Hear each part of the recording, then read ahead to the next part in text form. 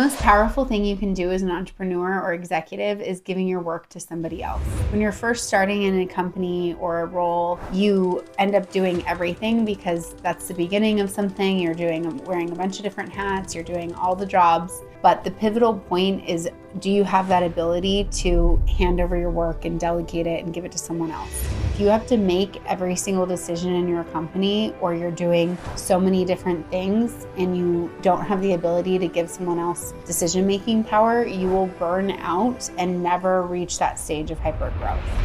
I'm Meg Epstein. I have successfully ran a real estate development company the last decade by trusting people with their jobs and not micromanaging them.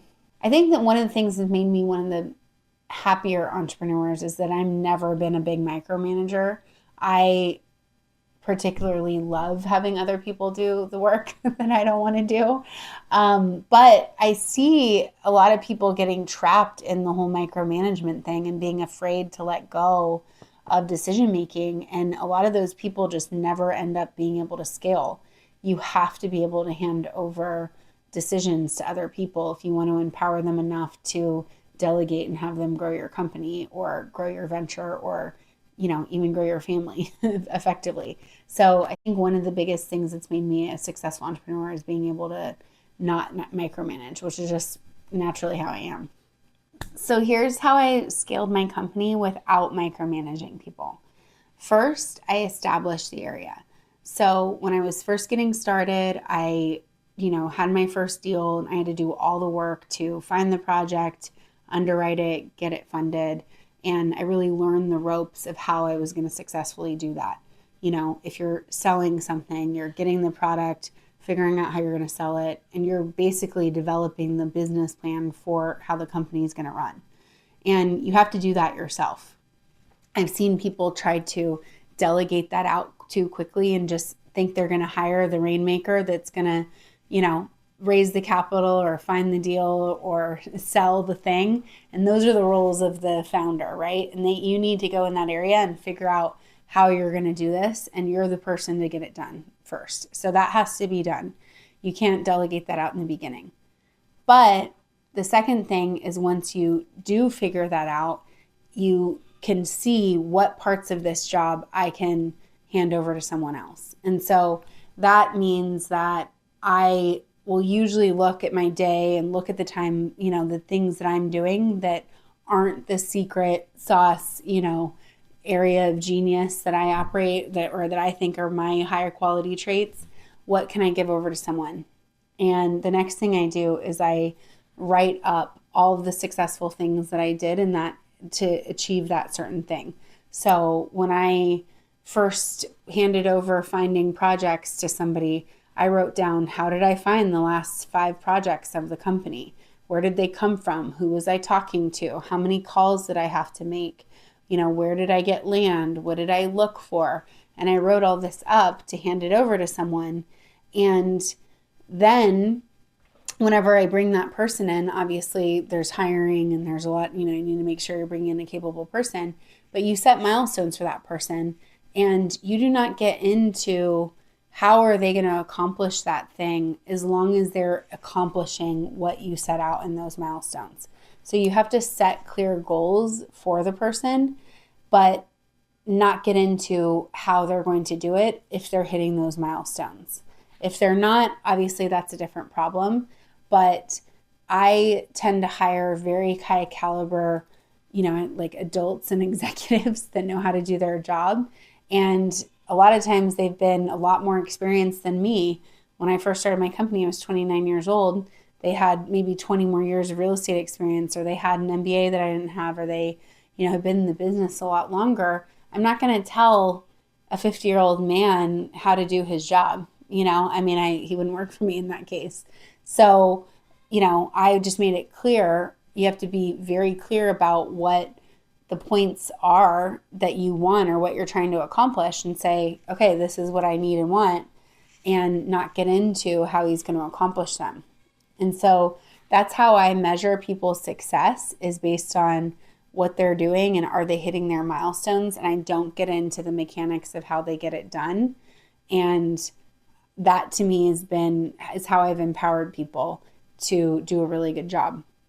I also very much align the team and people to the same goals that I have. So if my goal is to make a certain amount of profit and complete a project in a set schedule, budget, and time, then I align their back-end incentive or their bonus to that project's success, because that's when I make money.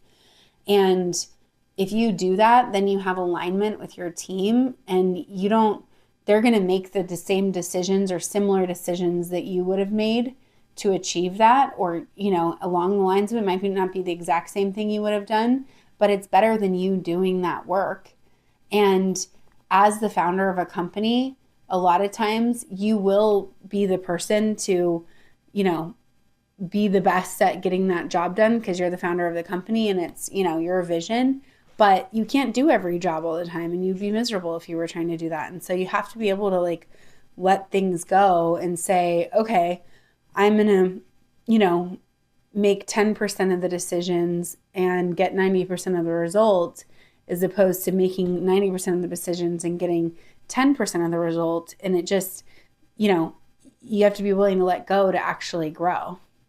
It's also really important, once you're not micromanaging and someone is in a place where they've taken over an entire area of your company, that you don't let your finger off the pulse. And that's a big difference between micromanaging and just monitoring an area. As an example, I've had super qualified CFOs and accountants and finance people over the years, but I never, ever not look at my P&L every month, and I know where every single dollar in my company is going, because I think that, your financials are so important that where your money goes should always be my decision. But I don't handle the mechanics of it. I don't prepare the financials. I don't pay the bills. But I always keep my finger on the pulse of where my financials are every month and where every single dollar in my company is going. I'm not making the decision on every single time, but I know where it is, and I don't completely leave an area. And I've seen people make the mistake of, trusting someone and totally removing themselves from an area and being blind to it, and then getting blindsided by or betrayed by that person, or having money stolen from their company. So it's really, really important to remove yourself or delegate or give responsibility to someone, not take your finger off the results, but not also involve yourself in every single decision. And you just can't constantly micromanage people, because it actually puts them in a state where they will not be responsible for their role.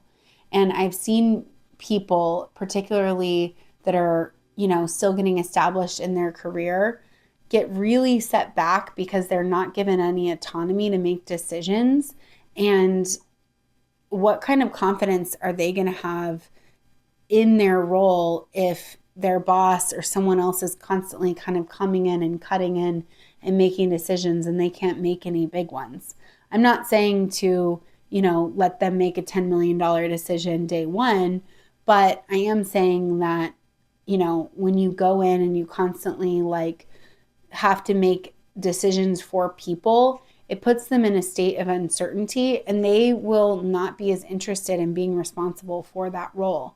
So you really kind of cut people off by the ankles when you do that, and it sets them up for failure. And I've seen a lot of people just not progress in their careers because they get into a situation where they're not responsible for their area. And the people that have been the most successful in my company are very responsible, and they act like owners because I let them make decisions like an owner.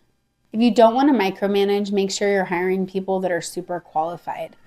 Obviously, if you're trusting someone to make decisions, they have to be able and have the track record to make those decisions. And you can't just give someone free rein that has no qualifications. That kind of goes without saying, but it is something that I've learned the hard way. And that's why you always have to keep your finger on the pulse and establish the area and how you want things done generally, set those milestones for the person, and then make sure to back away and let them perform and support them. I hope this helps you let go of those micromanaging decisions.